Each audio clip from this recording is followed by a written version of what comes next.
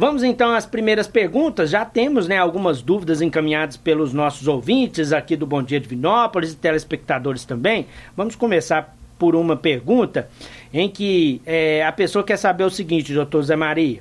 Ela está dizendo que gostaria de saber se um idoso de 82 anos, em perfeito estado de saúde e financeiramente também, se os filhos têm que dar assistência a esse idoso. Como fica, Quem tem que ficar com ele de dia, de noite? Os filhos podem deixar o idoso sozinho ou tem que deixar sempre alguém com ele? Como que se lida com essa situação?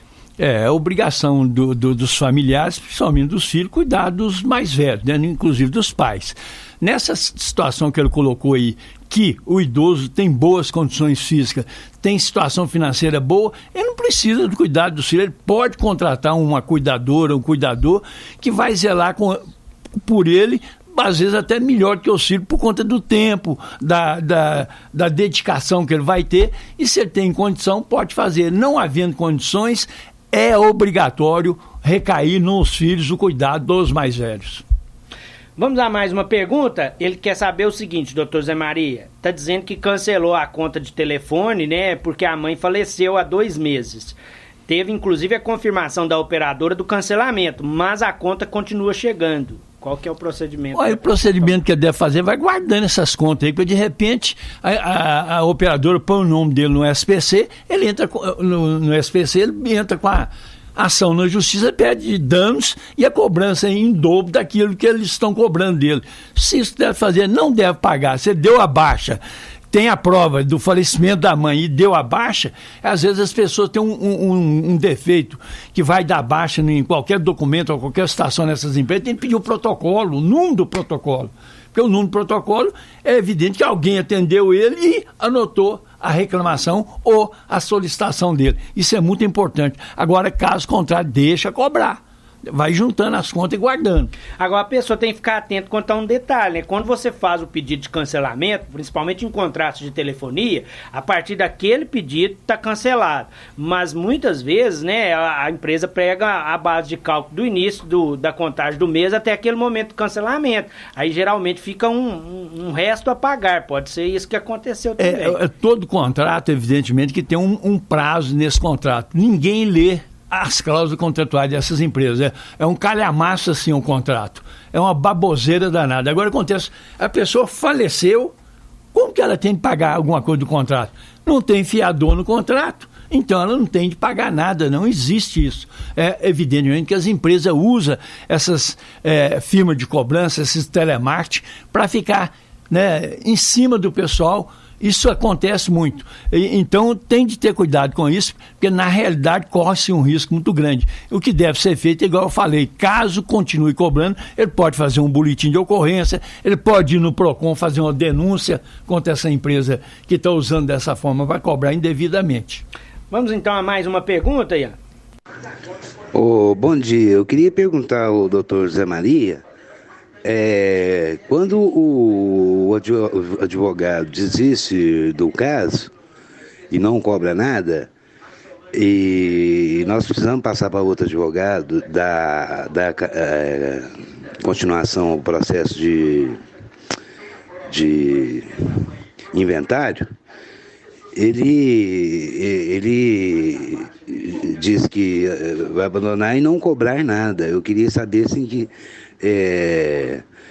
ele tem que entregar para passar para outro advogado, entregar os papéis, o subestabelecimento? Na realidade, até uma parte ele já respondeu, que o que a gente faz. Todo advogado, quando atende um cliente ou tem um constituinte, ele tem a procuração, se ele quer desistir de ser advogado, a primeira preocupação dele e de quem assinou a procuração é pegar o subestabelecimento para o próximo advogado. Sem o subestabelecimento, não adianta o advogado dizer para o cliente, eu não vou fazer o seu serviço mais, eu desisti, não vou te cobrar nada. Mas ele tem que dar o subestabelecimento. Por quê? Porque lá no processo de inventário consta lá no registro o nome do advogado como advogado daquele processo. Então, pode acontecer, pode ter uma uma intimação, qualquer coisa a ser feita no processo, e as pessoas não sabem como é que se faz. A primeira providência, os herdeiros ou o inventariante, no caso aí do processo de inventário, deve buscar o subestabelecimento do advogado, subestabelecendo ao novo procurador no processo. Essa é a ordem que deve ser feita. Vamos a mais uma pergunta. O ouvinte quer saber o seguinte, doutor Zé Maria, ele está dizendo que tem uma ação judicial para que o Estado forneça um medicamento. O juiz determinou o fornecimento em tutela antecipada. O Estado começou a fornecer e depois de um tempo parou. O processo continuou, onde estão solicitando aí o sequestro de valores para aquisição do medicamento.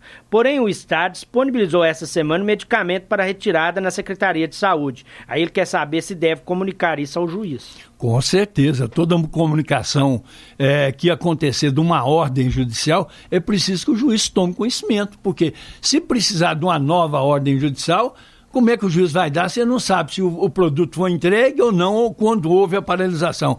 É sempre importante fazer a comunicação ao judiciário, porque esse processo está aberto, ele não encerrou. Quando o processo arquiva ou é baixado, aí sim terminou o processo. Nesse caso, ele deve fazer orientação, buscou o medicamento, mostra para o juiz um documento que ele pegou esse medicamento, que ele recebeu o medicamento, que aquele medicamento tem uma durabilidade até a próxima remessa do novo medicamento. Por quê? Se acontecer de voltar a não fornecer o medicamento, ele vai ter de pedir outra tutela do juiz. Então é preciso que o judiciário tenha conhecimento do fato. Fica a dica, viu? Vamos a mais uma pergunta. Está dizendo aqui, doutor Zé Maria, que trabalhou num restaurante 3 meses sem fichar. E agora disseram para ela, depois que ela foi dispensada, que não tem direito de nada porque estava recebendo um auxílio. Não, saber como processa. Trabalhou, tem que receber. Aí tem um detalhe muito interessante, né? Se ela trabalhou sem fichar e estava recebendo auxílio, uma coisa que está errada, ela não podia estar trabalhando e recebendo auxílio. Agora, se ela foi dispensada e não recebeu e nem foi fichada, ela tem direito de pedir esse acerto na Justiça do Trabalho. Mas aí está tendo duas coisas, uma que pode prejudicar ela recebe o benefício do governo e está trabalhando. Aí tem uma incoerência, né? E aí pode ser até prejudicial para ela, porque pode haver um processo contra ela, porque ela negou ou fez informação errônea ou dados falsos para o ente do governo que deu essa ajuda aos trabalhadores. Então, direito ela tem. Fichou ou não fichou, trabalhou, tem de fichar e tem de recolher as devidas verbas trabalhistas aí para ela. Temos mais um áudio, né, Ian? Vamos acompanhar. Maria, eu sou nistiado da ferrovia e eu arrumei um advogado aí, eu ganhei o processo, eu ganhei em 2018. O juiz me deu causa ganha, mas ele não me deu a portaria do retorno, não. Eu estou aguardando, já tem 2 anos e meio. E como será que o que vai acontecer com isso? Aí é uma questão complicada, né? Mas se ele ganhou a ação e de repente não tem determinação na ação, se ele ganhou, tem uma sentença. Essa sentença é de mérito. A sentença de mérito pode acontecer de ter ganho parte do processo, não tudo que ele pediu no processo. Então ele deve procurar o advogado dele para saber como é que está o andamento do processo e solicitar a cópia da sentença do processo, porque não pode ficar afastado assim, indefinidamente, sem uma situação. Se o processo teve uma sentença, houve ou uma sentença terminativa ou uma sentença parcial. E também na terminativa pode a pessoa ganhar alguma parte e perder alguma coisa. Ela faz vários pedidos. O juiz às vezes concede alguns dos pedidos e não todos. Então deve olhar com o seu advogado, tem qualquer coisa errada. Tem uma nuance aí que não existe. O advogado deve dar os dados para ele ou fornecer documentação, um direito que tem o cliente quando está assistido por advogado. Temos mais um áudio, né, Ian? Vamos acompanhar. Bom dia, doutor José Maria. Aqui, eu gostaria de saber a respeito de uma compra que eu fiz de um jogo de sofá. Eu paguei R$ 1.350 nesse sofá à vista. Deve ter uns 20 dias, mais ou menos. E o sofá veio dar defeito. O braço quebrou, está afundando. E o pessoal da loja esteve na minha casa e falou assim que vai levar o sofá para abrir o sofá e arrumar. E eu já tive vários problemas com essas coisas que eu já comprei em loja e veio dar problema. E depois as pessoas levam, arrumam e vem a dar o mesmo problema, né? E o que eu faço? Eu sou obrigada a deixar ele levar o sofá e arrumar? Ou eles são obrigados a me dar outro sofá? Ou eles são obrigados a me devolver o meu dinheiro? Aí tem várias perguntas numa solicitação dessa nossa ouvinte. O que você deve fazer toda vez que se compra um produto que tem um defeito, a obrigação que você tem de fazer é o seguinte: se o produto não está de acordo, é devolver o produto e pegar um outro produto novo, né?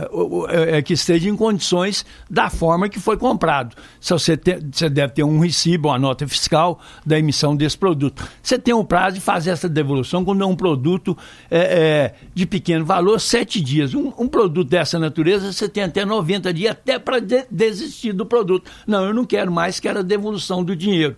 Isso é que você deve fazer. Toda vez que for buscar o produto, você pede um comprovante que estão levando o produto naquele dia, para você ter um comprovante daquilo, porque pode haver uma enrolação que é muito comum nessa fase nós estamos vivendo aí de pandemia, principalmente está chegando o fim do ano aí. Porque com essa documentação, se você desistir do produto, você pode pedir a devolução. Se eles te negar, você entra no juizado especial, peça a devolução e tudo aquilo de chateação que você teve, uma indenização pelo aborrecimento que você teve desse produto. Vamos à última pergunta de hoje, é um telespectador da TV Candidez, é o Ulisses. Muito obrigado, viu, Ulisses, pela participação. Ele quer saber o seguinte, doutor José Maria: se período especial pode ser convertido em tempo comum para aumentar o tempo aí para a aposentadoria. Com certeza que pode, né? Toda pessoa que tem tempo especial, periculosidade, insalubridade, ele pode fazer a conversão desse tempo, porque cada ano que ele trabalha ele tem 4 meses a mais. Isso é convertido sim quando ele for aposentar. É preciso estar atento, ter o PPP na época de pedir aposentadoria, porque a Previdência vai exigir esse laudo pericial aí constando na carteira dele, constando no laudo que ele participava o tempo aí eles que vão colocar no seu tempo que ele trabalhou nessa situação de periculosidade ou de insalubridade. Isso conta e é muito importante para a aposentadoria do trabalhador. Muito obrigado a todos os ouvintes, os telespectadores que encaminharam perguntas para o Dr. José Maria, viu? O Dr. José Maria está aqui todas as semanas para isso, para responder você. Muito obrigado também, viu, Dr. José Maria, pela presença. Fabiano, um bom dia para você, para todos os nossos ouvintes e os telespectadores também. Até sexta-feira, se Deus quiser.